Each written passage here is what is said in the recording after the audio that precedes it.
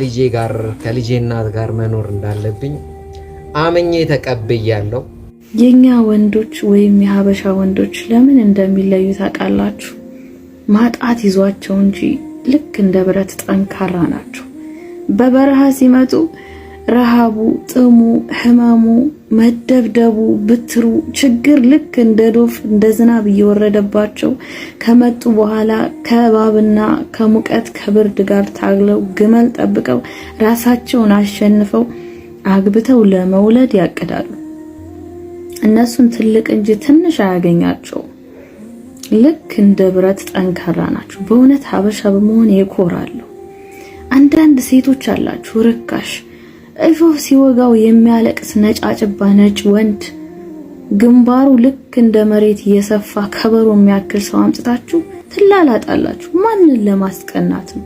ራሳችሁን ነው ያዋረዳችሁት። ዜሮ በዜሮ ናችሁ። እውነት እናንተ ሴት አይደላችሁ። Thank you.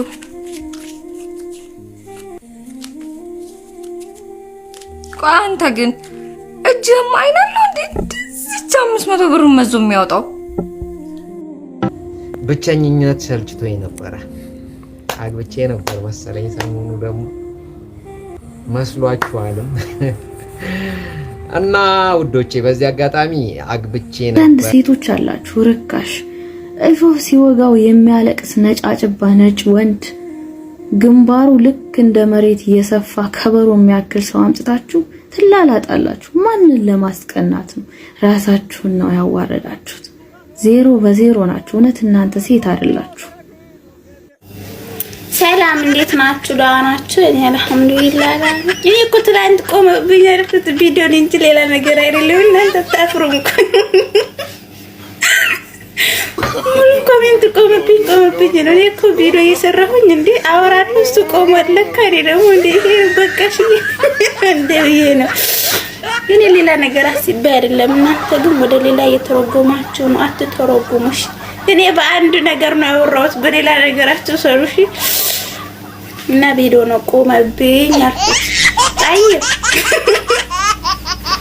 ኧረ ያው ፈትቻለሁ እና ቤተሰብ ደግሞ በጣም እየጨጨቀኝ ነው።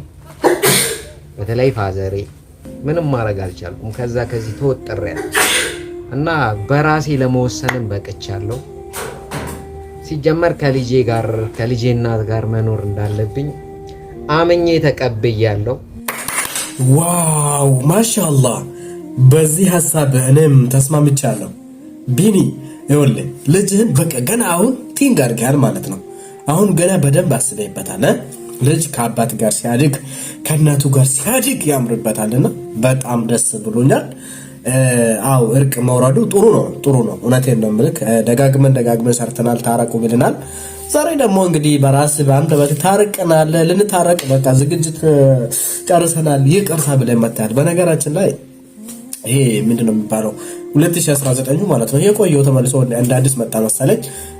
አፋፍኖኛል ማለት ነው። ስሙን 19 ብየዋለሁ። 19 2019 አሁን ግን 23 ላይ ገብተናል። እስካሁን ተከትሎን ቆይቷልና ዛሬ ከኔ ጋራ እንትን እያለ ነው መሰለኝ። ምንም ማድረግ አይቻልምና ለድምጼ ይቅርታ እንግዲህ ለጥራቱ ማለት ነው። ጥራት ከሌለው ይቅርታ።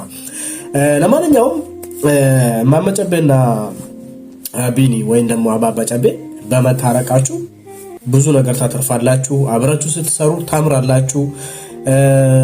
በሁሉም ነገር ላይ አንድ ላይ ስትሆኑ ያምርባችኋል። ልጃችሁን አብራችሁ ለማሳደግ ዝግጅት ጨርሳችኋል ማለት በቃ እንደው እናቴ አባቴ ጥሩ ነው።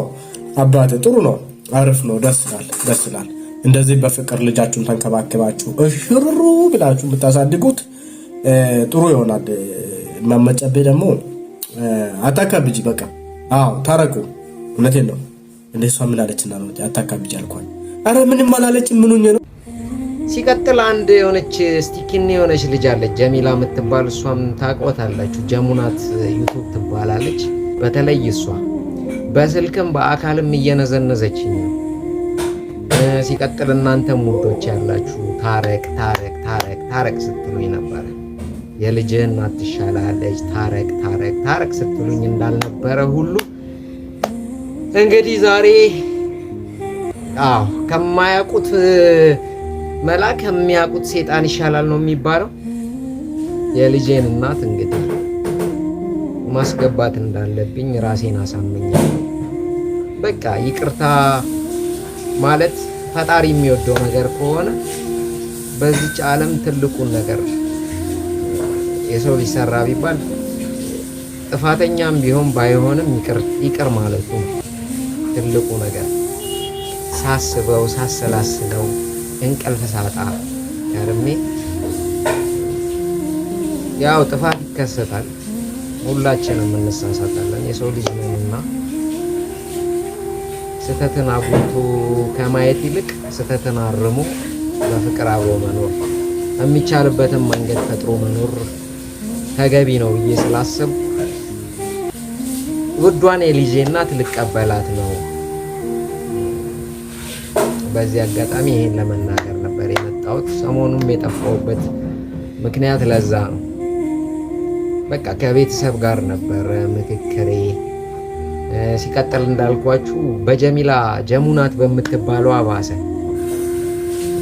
እየመጣች እኔን መኮርኮም እኔን መውቀስ ስራዋ አደረገችው። ብታይ እማማ ጨቤም አላስችል ብሏት ይሁን አላቅም፣ በእሷ በኩል እየመጣች እማማ ጨቤ መምጣት ተስኗት ጀሚላ እየመጣች ነበረ ስትጨቃጨቅ የነበረው። ያው ፋሚሊም በተሰበሰበበት አጋጣሚ መታ ስትወተውተኝ ቤት ላይ ቤተሰብም እኔን ወቀሰኝ።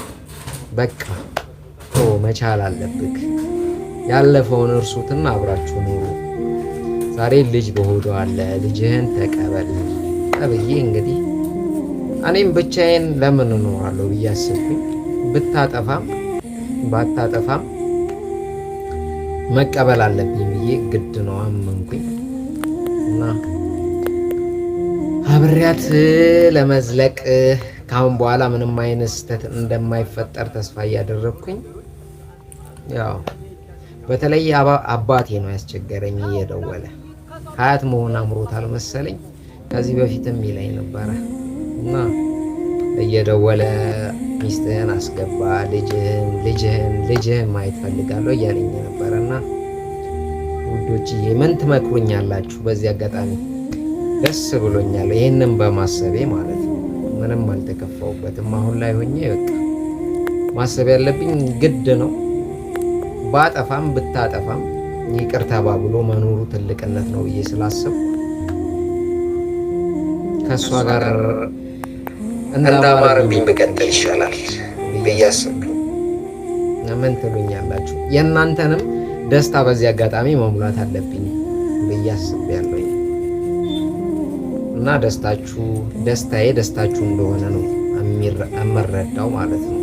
የሚገባኝም በዛ አግባብ ነው እና ሁላችሁም የልጅህን እናት አስገባ ወደ ቤት እሷ ትሻላለች ስትሉኝ ነበራችሁ። እንደ አማራጭ አይደለም ይሄ ነገር በነገራችሁ ላይ የምናገረው